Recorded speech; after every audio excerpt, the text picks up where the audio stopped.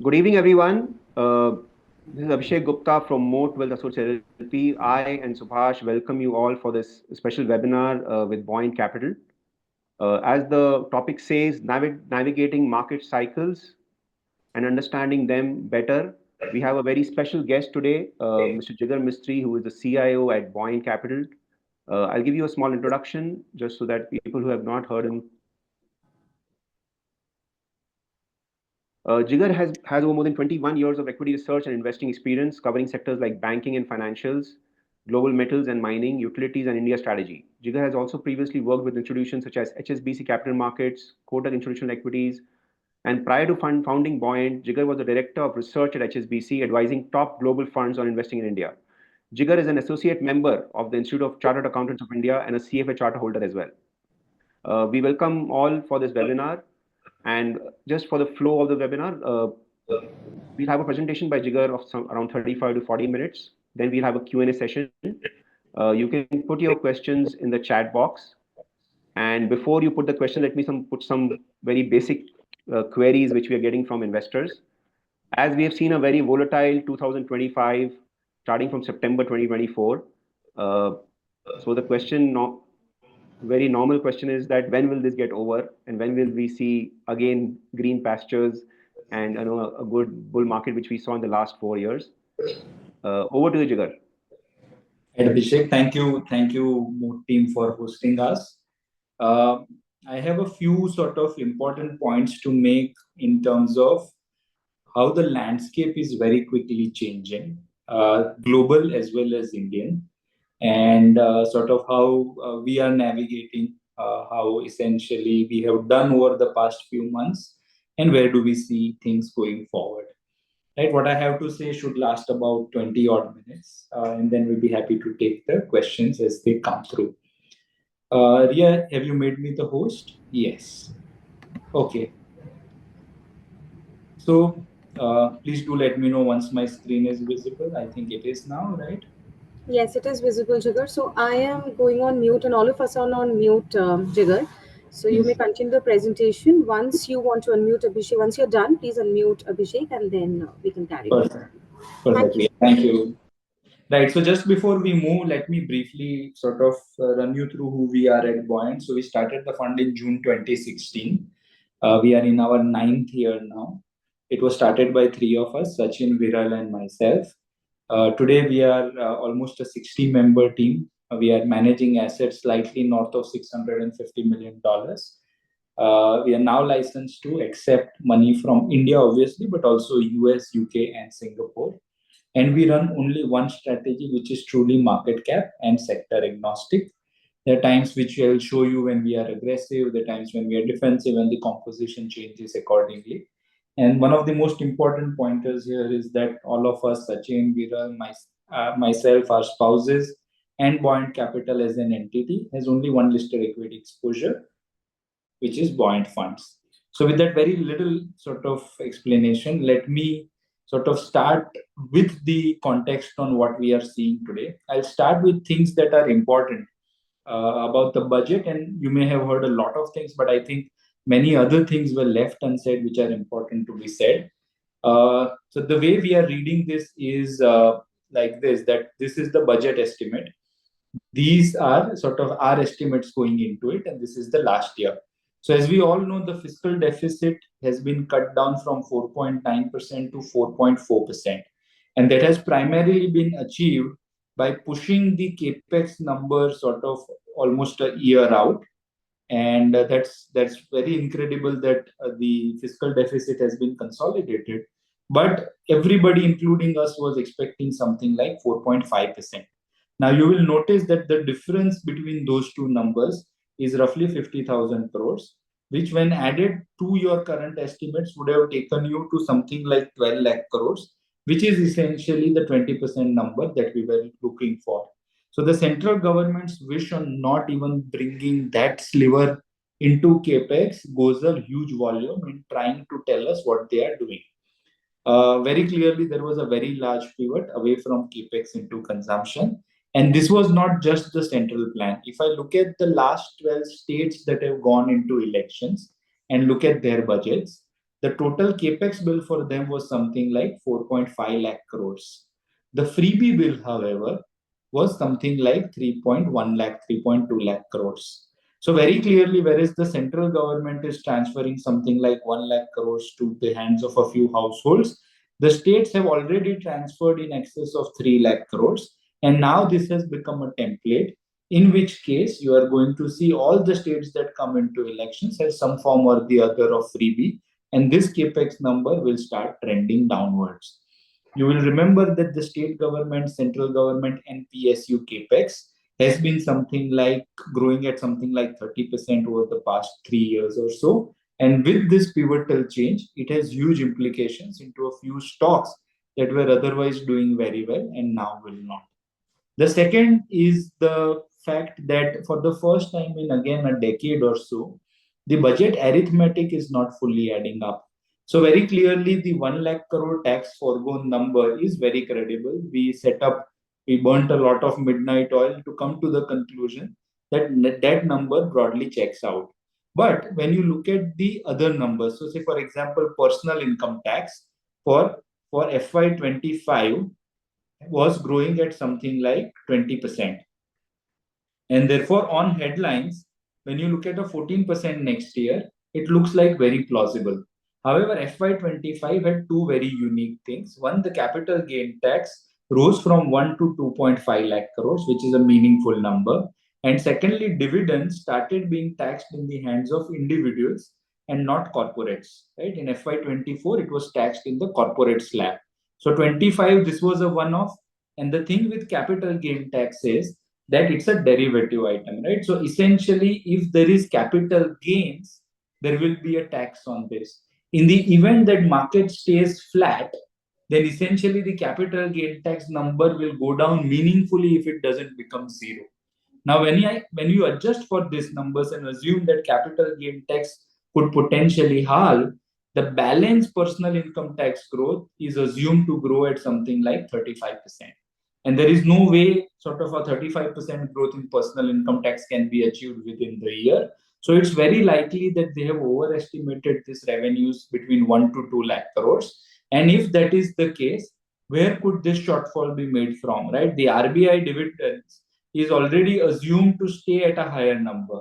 So if there is a drop in the tax collected number, then very clearly the capex number could go down in a hurry, or the capital receipts, which is divestment, can increase in a hurry, both of which is very negative again for the capex slash defense slash the railway stocks that have been doing so well for an extended period.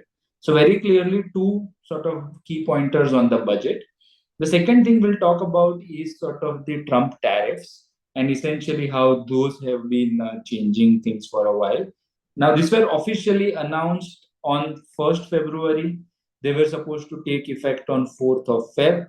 Then it got pushed by a month. They were supposed to take effect 3 days back. Then it got pushed by 1 month again. So why are we talking about this? Very clearly because the implication it has is momentous. They put out 25% tariffs on all imports from Mexico and Canada and 10% on all imports to China with an additional 10% possibly. And given that it's pushed out, I'll not focus a lot on the legal basis or the fact on what were the reasons cited or the fact as to what the potential countermeasures could be. But let's analyze the overall impact. So if they are passed as announced, then the exports as a percentage of Mexico and Canada is so large that when you put a 25% duty, those economies will virtually go into a recession.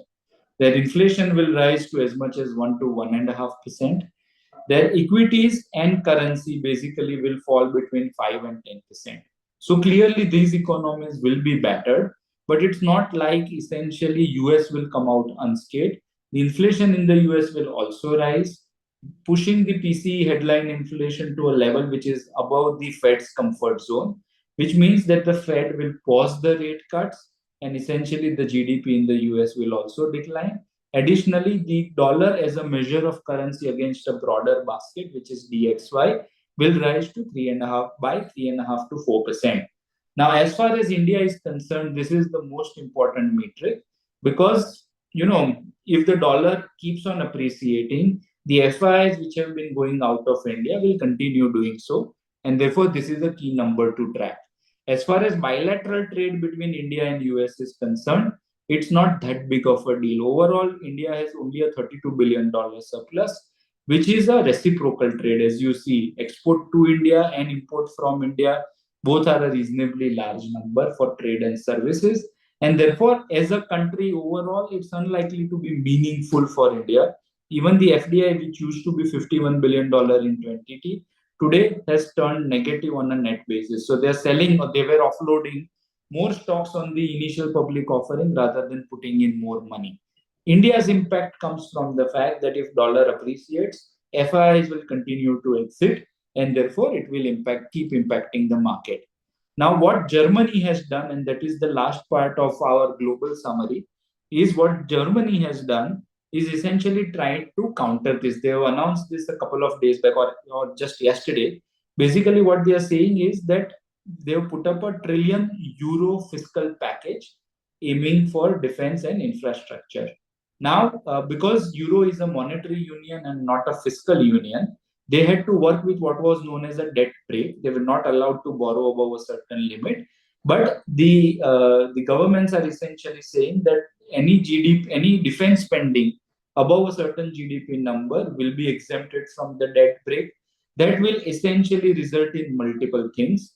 On the base case scenario, it might do a GDP boost of 0.7, on the optimistic 1.5%, and sort of a lot of bond yields in the German markets would rise, essentially implying that the euro will strengthen. Now, when euro strengthens, the dollar essentially cannot strengthen across every currency, and which is why you have seen the DXY index has fallen from 110 to 104 earlier, 103 as much as at the low. And I think if that is arrested, then that works positively. The risks in this is that it requires a two-third majority by the Bundestag, which is the lower house like our Lok Sabha. And there are three parties. Nobody has a very clear majority there. Two of the three parties have given their okay. Third party is yet to confirm. So if basically this falls through in the Bundestag, then essentially this deal is done and the dollar will appreciate again. And therefore, this is sort of important announcements to keep track of on where FIs are going. Now, in the process, where are we in the markets overall? So I'm starting with giving you a very broad lay of the land.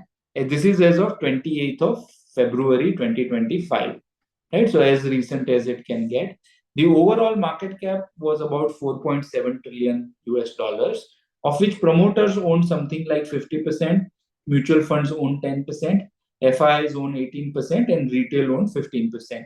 So overall, retail ownership is less than FII ownership. But as they say, the devil is always in the detail. So if I break this in two parts, the top 250 companies by market cap, the retail ownership is much smaller. FI's predominant ownership is housed here. However, when I look at company number 251 onwards, so small and micro cap, the retail ownership is 3 times that much off as the FII ownership. And this makes all the difference when you look at the next slide. Here, what we have done is that at the bottom of the COVID market in March 2020, if you take each and every listed entity and multiply it with retail shareholding, that number totaled to a number of 16 trillion INR or 16 lakh crores. Given the rally in the market post-COVID, by September 2024, this number rose to a whopping 67 lakh crores. So as a cohort, retail investors generated over 50 lakh crores in wealth. Just to put things in perspective of how large this number is, whatever is India's saving as a country in real estate, bullion, so gold and silver, equity market, debt mutual funds, and bank deposits at the net level last year stood only at 14 lakh crores. So there are, say, around 50 crore savers who save 14 lakh crores. There are 2 crore active demat account holder operating during this time. They generated a whopping 50 lakh crores in wealth. Where is that wealth generated? In the small cap and micro cap, which have increased a lot. The large and mid caps have not increased as much. And many of them are first time investors who started thinking that there is this new casino in town and we must keep buying the same small cap fund, the same small cap stocks, and that is what entirely happened.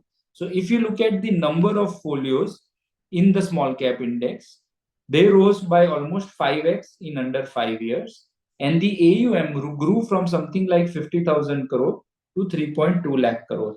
In comparison, the large cap mutual fund is only 3.8 lakh crores, whereas the market cap of large cap is more than 3 times that of small cap plus micro cap. So whereas the market cap is 3 times, there is a similar AUM, and that has resulted into sort of the valuation going a little bit haywire. So if I look at the valuations of a few of these businesses, that tells you a lot. I'll open up a very interesting table. So if you look at a 5 year or a 10 year rolling return, the large cap index on average have given 12% EPS growth, and the index growth has also been 12%. On a 10 year, that's again very similar numbers. The small cap index, again similar numbers, or companies with long enough trading history, very similar numbers as well. By September 24, however, the 3 year CAGR for small caps, right, the earnings growth stood at something like 14%, whereas the index returns stood at something like 26%. So net, there was a 12% compounded sort of embedded value that got generated for 3 years. And therefore, on average, these stocks were overvalued by number in excess of 36%. When this happens over a 5 year period, if the EPS and share price growth more or less always aligns, then you must argue at this juncture that the EPS growth will be way ahead of estimate, which was not happening, or the share prices would correct. And therefore, that is exactly what has transpired. As of today, this is as of 28th February, the current CAGR numbers, say for a small cap index or for a large cap index to start with, is now lower than the earnings growth, and the small cap index is now broadly in line with the earnings growth. So things have come back to a lot more average levels, but it has not become really cheap. And there is one opportunity which all of us will eventually get, where this becomes cheap, and that is the time we'll dial risk up. How have we handled this as Buoyant Capital? This is the sort of historic positioning in the small and mid cap space. This is the large cap space. So post COVID, we were reasonably aggressive, having a very large cap, very small cap centric exposure when everybody else was busy buying IT, pharma, and FMCG. After that, by September 21, we started arguing that the globally coordinated interest rate hikes have to happen. So we started reducing this exposure, started increasing large cap exposure, which by the time Russia Ukraine happened, we were very well aligned on a relative basis, and therefore we ended the year reasonably well. Post Russia Ukraine, however, India markets went into a silo that allowed us the opportunity to dial up risk and reduce our exposure here. So post budget, we went aggressively into small and micro caps again. And now that the rally has played out to a very large extent, for the past 3 or 4 months, we have been reducing this exposure, increasing the large cap exposure, and as of February, this was how the positioning has been. Now, this results in sort of result of the fund that is again reasonably well placed across cycles. So this is first the CAGR returns. Over 1 month, sort of we have outperformed the index by about 1 percentage points. That essentially is a reasonably decent performance, because small cap index was down something like 13.7 percentage points.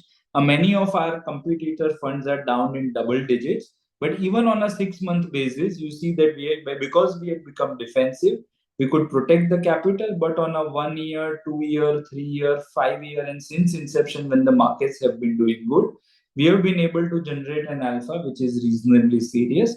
And all of this has been attained at the beta of the portfolio, which is 0.9, and standard deviation, which is lower than the market when we want it to be. But post-COVID, when we were aggressive, that standard deviation stood much higher. Net, what we are thinking is essentially that because sort of retail generated a huge amount of wealth, they put it into the same illiquid stocks, which has resulted into the dislocation between earnings and share prices. And now large part of that is behind us. Our only worry are twofolds increasingly. One, if the earnings slows down from here, then the stock returns won't be as high. to your sort of, because you have taken, if this is the equilibrium and you have taken the pendulum so far on the right, and then in order to come to equilibrium, it will have to swing on the other side, which more or less always happens. This could be triggered if a lot of new investors stop their SIP investments, and mutual funds have also invested in very liquid stocks that could reverse the gains as well.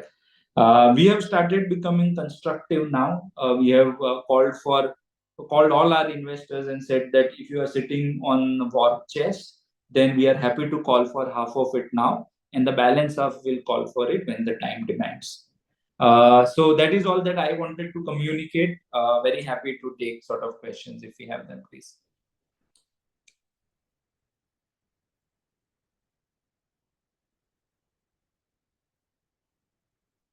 Okay. I have to unmute Abhishek now, right? Ask to unmute. Right. Yeah, thank you, Jigar, for a very informative presentation. A lot of data and a lot of numbers there. We have the first question, which says that I saw a report from ICICI Security highlighting how companies beyond 250th rank have robust balance sheets and debt to equity has reduced significantly. Yes. What are your views on the micro cap segment, especially when the earning profile is good and balance sheets are relatively cleaner? Right. So Binod wrote that report. He's an excellent strategist, and he's pointing to the fact that it's a decent set of companies to invest in.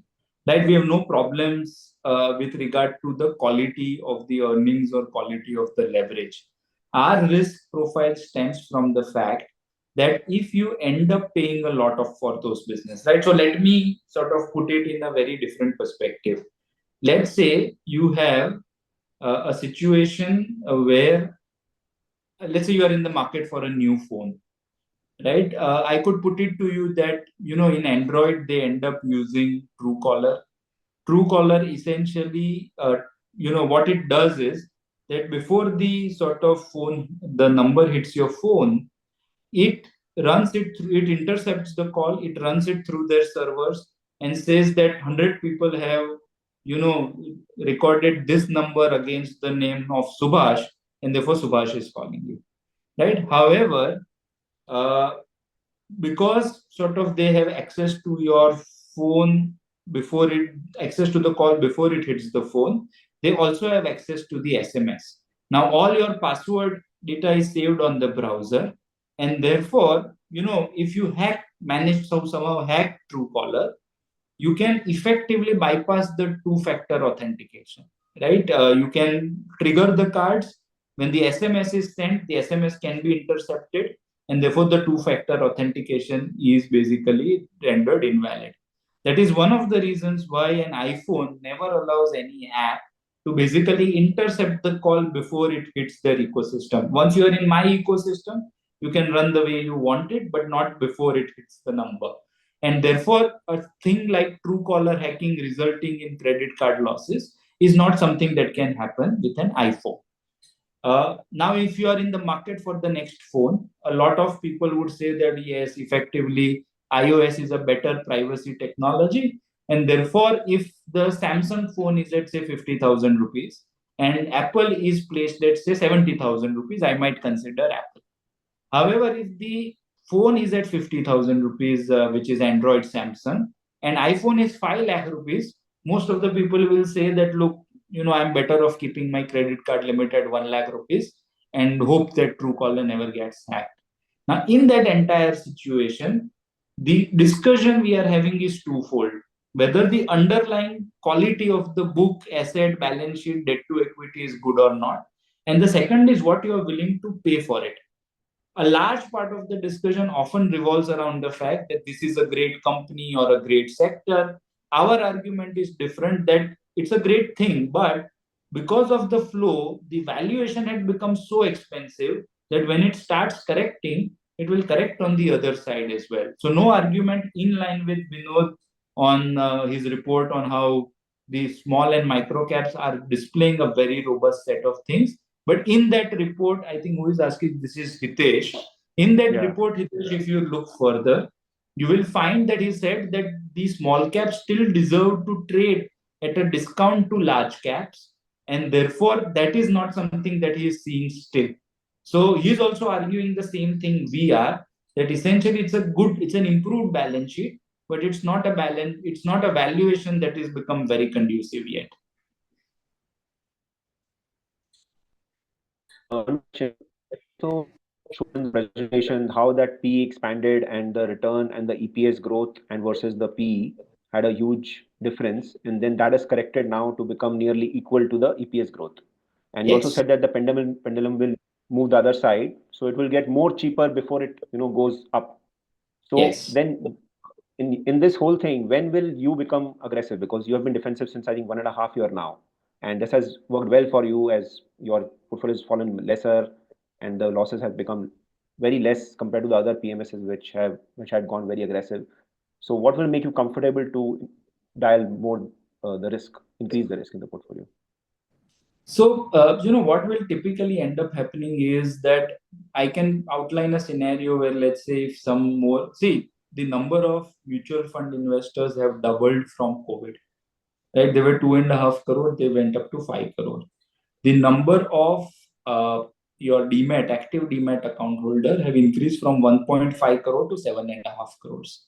So very clearly, a vast majority of market participants have seen a 25 to 30% drop in portfolios for the first time since they started investing.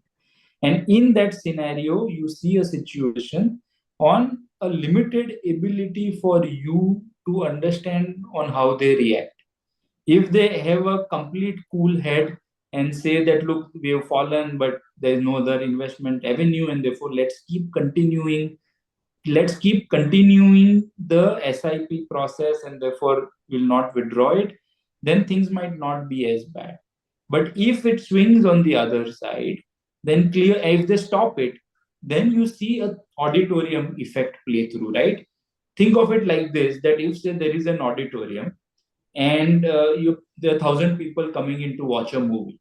Right now, if at the end of the movie there is an orderly wind down, everybody goes out and nobody is hurt.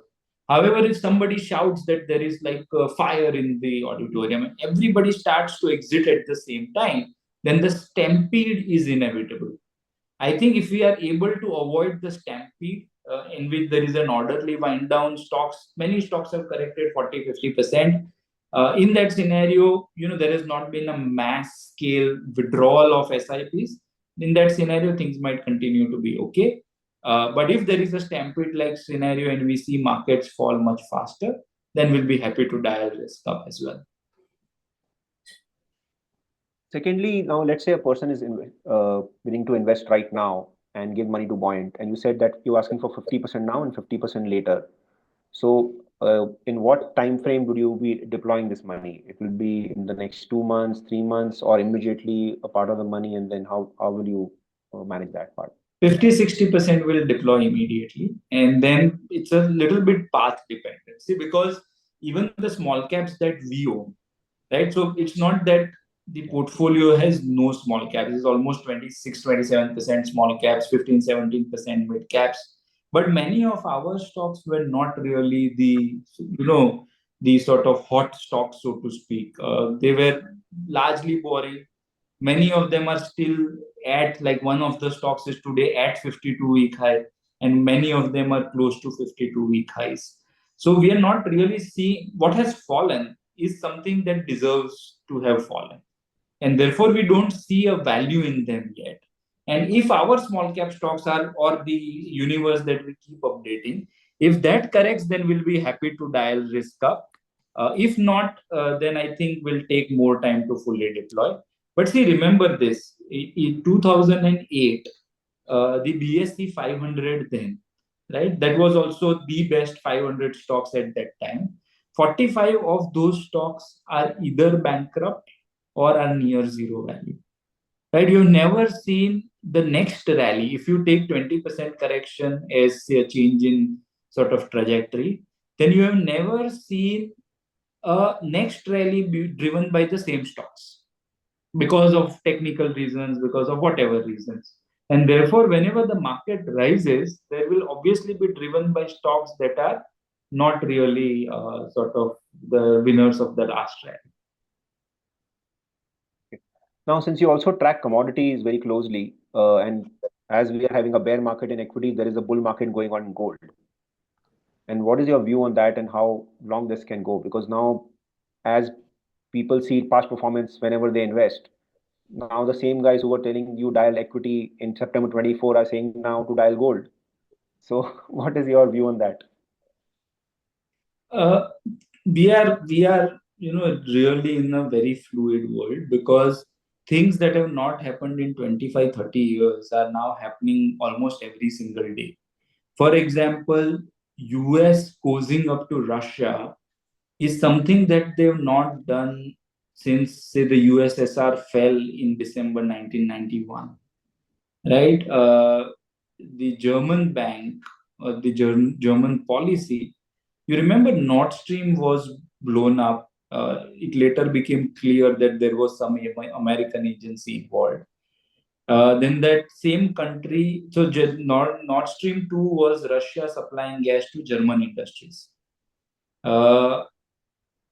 US then offered to sell gas to same industries at 10 times the price. And because of that, they blew up the Nord Stream pipeline. Despite that, Euro was very happy to place second fiddle. Right? They're okay. It's for the common good, even if it hurts us, it's okay. For the first time in 25 years, Germany is waking up and saying, we are doing what we think is right.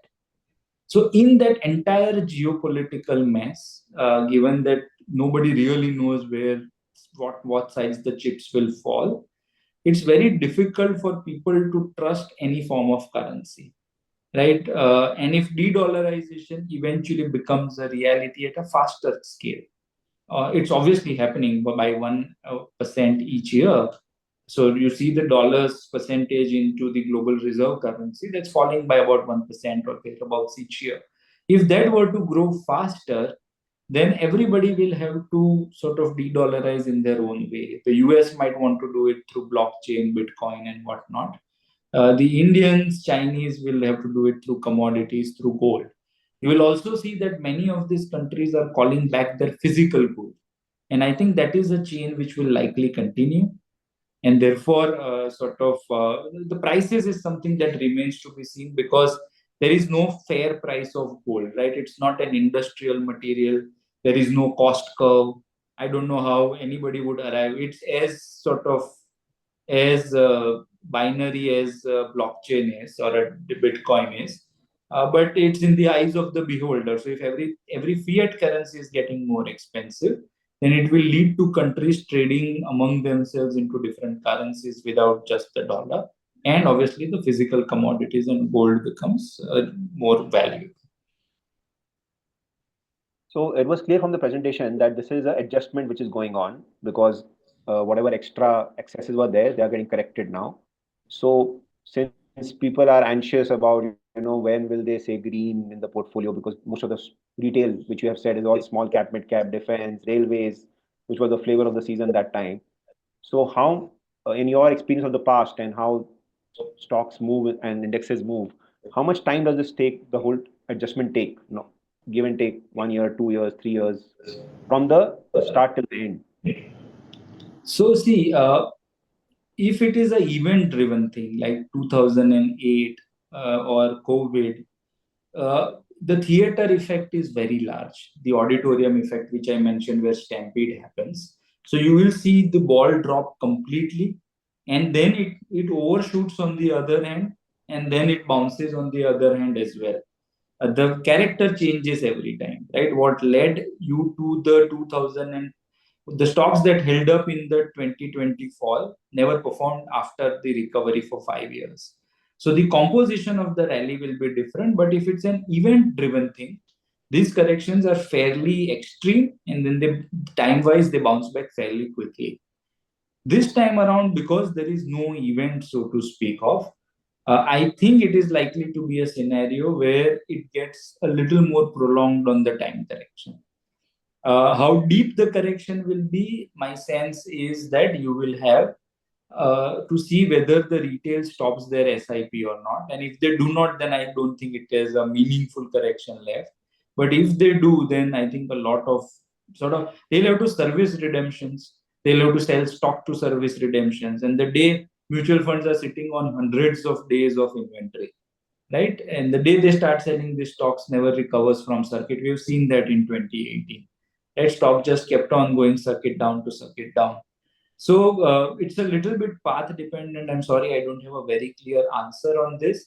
But if you have managed to not fall as much as sort of the markets have over the past 2 months, then I think the portfolio resilience can still be sort of depicted in a fairly decent manner over the next few months. If you were solely invested in defense, PSUs, and all those names, then my worry is that you might have to change the portfolio tactic and combination, because I don't see those sectors driving the rally anymore.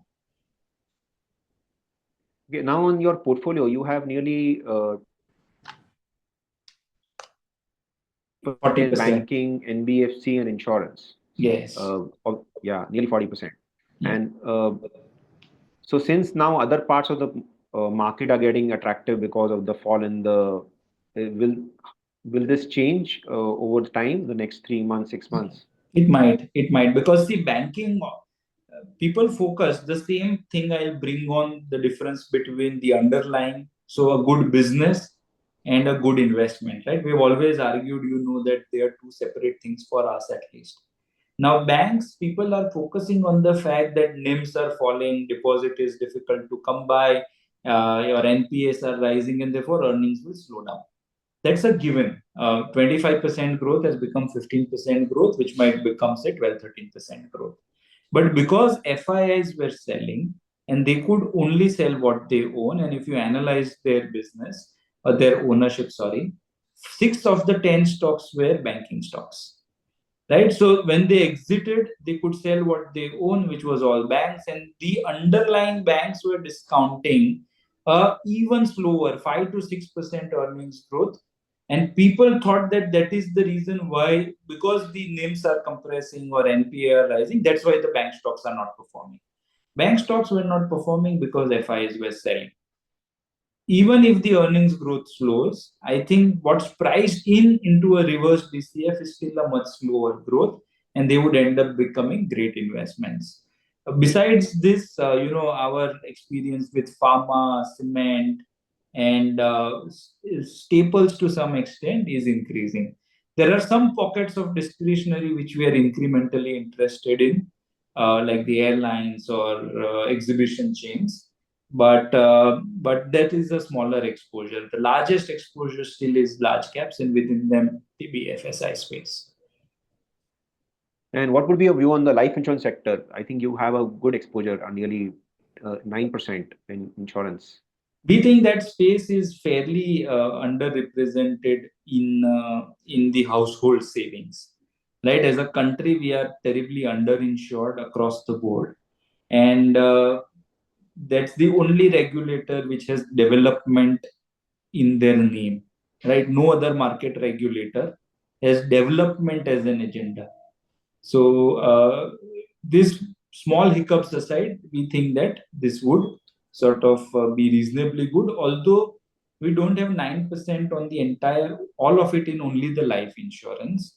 We also have sort of general insurance, but yes, we are positive on life insurance. Jigar, can you unmute Subhash also, so he can also ask some questions? Okay. Subhash Chavan. Yes. Yeah. Yeah, I mean, you have covered most of the questions that we had. I think, we are good with that.